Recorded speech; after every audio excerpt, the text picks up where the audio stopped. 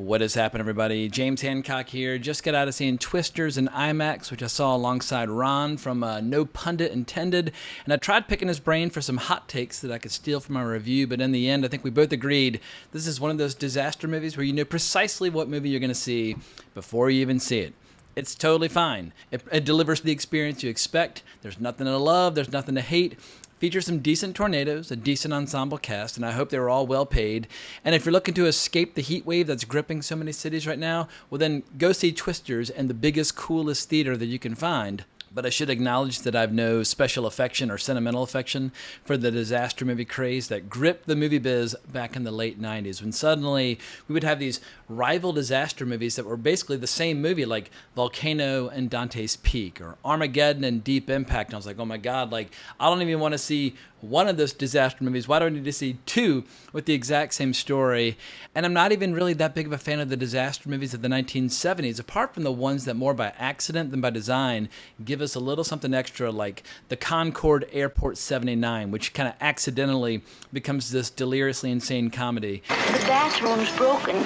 And even movies like The Towering Inferno with all of its superstars like William Holden and Steve McQueen, the feature attraction is just watching a building burn. Like, I love the 1970s, but I like it for movies by Stanley Kubrick and Sam Peckinpah and Martin Scorsese and so on and so forth. Not for the fucking disaster movies. But getting back to Twister and now Twisters, part of me kind of wondered if director Lee Isaac Chung would pull a James Cameron, because he famously, when he was making his pitch for his vision of Aliens, he had this either a chalkboard or a whiteboard behind him, but he wrote Alien on the board, then he added an S to the end, and then he drew a line through the S, turning it into a dollar sign, and all the development execs and producers were like, you're speaking our language, give us aliens. And he did. He absolutely went out and gave us aliens in abundance. And I was kind of hoping the Twisters would do the same with all the tornadoes. There's that scene in the trailer where that guy's just screaming, twins, twins, we have twins. I mean, it's a little over the top and excessive. Are you seeing this? We got twins! Twins! But I was like, all right, give us some twins, give us some Twisters, all that good stuff. And the movie delivers a few gnarly tornadoes, but I don't think they're in excess of the original movie directed by Jan de Bont back in 1996. And I should also add that at age 20, I skipped the shit out of Twister on purpose. I didn't see it until recently. I gotta go, Julia. We got cows. But in a weird way, I'm kind of thankful for the disaster movie craze of the late 90s, because it's prevented me from surrendering to that nauseating impulse of being excessively sentimental for the decade, which basically that was my entire high school and college experience, was all contained by the 1990s. I mean, don't get me wrong. Fucking love the 90s, but I like the 90s because of really screwed up movies like Abel Ferrara's Bad Lieutenant, or David Cronenberg's Crash, or Mike Leigh's Naked, or David Lynch's Lost Highway. The 90s ruled, but they ruled because of genuinely subversive, fucked up, disturbing movies, not because of the disaster flicks. But if somebody were to put a gun to my head and say, give us a compare and contrast between Twister from 1996 and Twisters from 2024, I'd say that both Bill Paxton as well as Philip Seymour Hoffman are horribly missed in more ways than one. They both died way too young, but you can tell with Twister, they were doing the best they could with the material that was given to them in the original movie.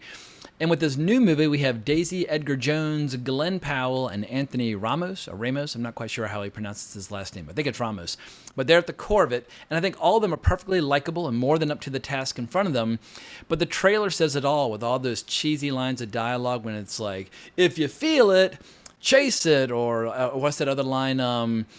You don't face your fears, you ride them. Like, that's the kind of inauthentic, kind of artificial, folksy wisdom that just drives people crazy when they hear it. But I will acknowledge that Glen Powell looks very cool in a cowboy hat, but I think he's much better in Richard Linklater's recent movie Hitman, which did extremely well on Netflix. But we also have the new Superman in here, which is kind of weird because the character of Superman obviously grows up in the Midwest, and this movie, it takes place entirely in the Midwest. So I kept thinking, like, any second now he's just going to rip that shirt off and reveal that big S is like a big tease for what's coming next year. But that's not the part he's playing here at all. If anything, he's kind of an astonishingly boring character in a lot of ways. He's kind of a villain, but just more than anything, he's just kind of a dweeb. He's just kind of a non-entity. So if people are looking for an indication of what to expect from Super Duperman next year, I don't think Twisters is going to give them much of a tease. But the reality is these kinds of movies are made up largely of a lot of scenes with people screaming things like, keep your head down, or we gotta go now, or blah, blah, blah. We all know the drill. I mean, at a certain point, if you've seen a couple of disaster movies, you've basically seen them all. But if you like the first Twister, you're probably going to like this one. It's almost an exact replica of the first movie, where you have these two rival tornado-chasing teams racing around trying to find the biggest, juiciest tornado they can. Some want to study them, some want to tame them and get rid of them, some want to capitalize on them. But everybody's got their own agenda. But the reality is you have a lot of cars driving really, really quickly. Like, go right, go left, get in front of it, get behind it. I mean, anyway, you know exactly what the movie is before you even see it. And I'd say the special effects, they look pretty goddamn good in IMAX, but they're not necessarily light years beyond what Jan de Bont managed back in 1996, which was almost 30 years ago. And I should add, in my opinion, Jan de Bont was much better off when he was just working as a cinematographer for director Paul Verhoeven, as opposed to shooting his own action flicks. I know a lot of people love Speed, and Speed's what really put him on the map as a director, but I thought he was much better off shooting things like Basic Instinct for Paul Verhoeven, who I think is a much better filmmaker. But all in all, this is just your typical, predictable, serviceable genre fare designed to kind of please anyone and everyone, but not really excite anybody to an excessive degree.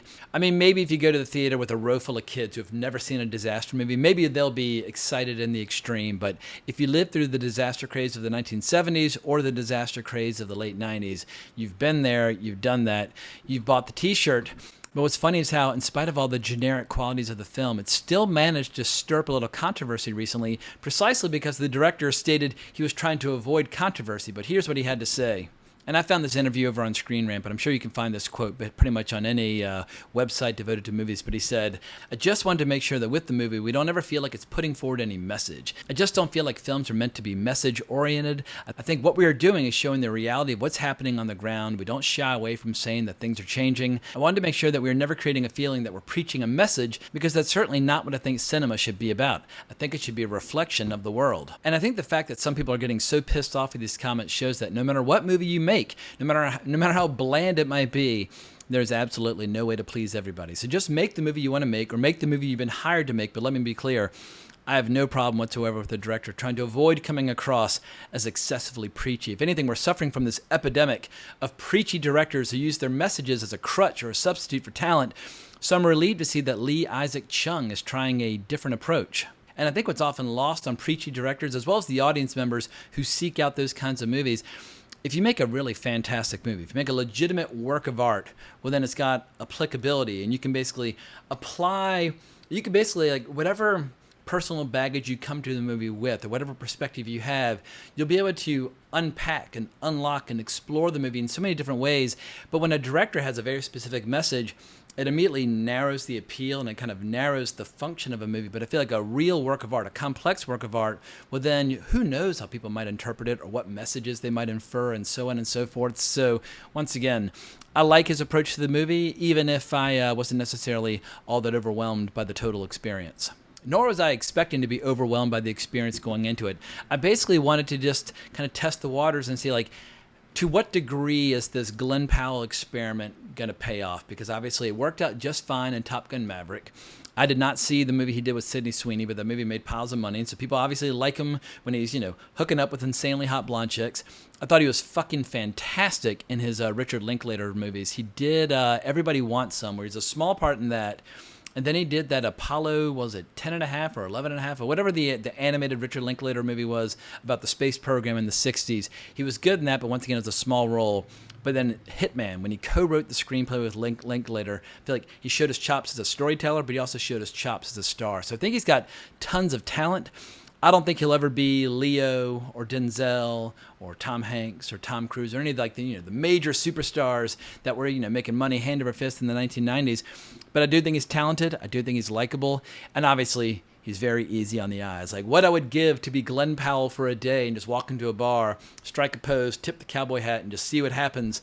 But I'll leave those fantasies or that discussion for another day. But for the time being, I think I've said enough about this movie. It's a disaster movie. They're kind of review proof. People either want to see them or they don't. I hope it'll make money. The theaters need your cash. It is a down summer, so I'll be rooting for this movie to succeed, even if I'll probably forget completely about it by this time tomorrow. So that's all I've got to say. Hope you liked the video. If so, please consider liking the video, subscribing to the channel, hitting that notification bell. Hope everybody has an amazing weekend at the movies, but more importantly, as always, onwards and upwards.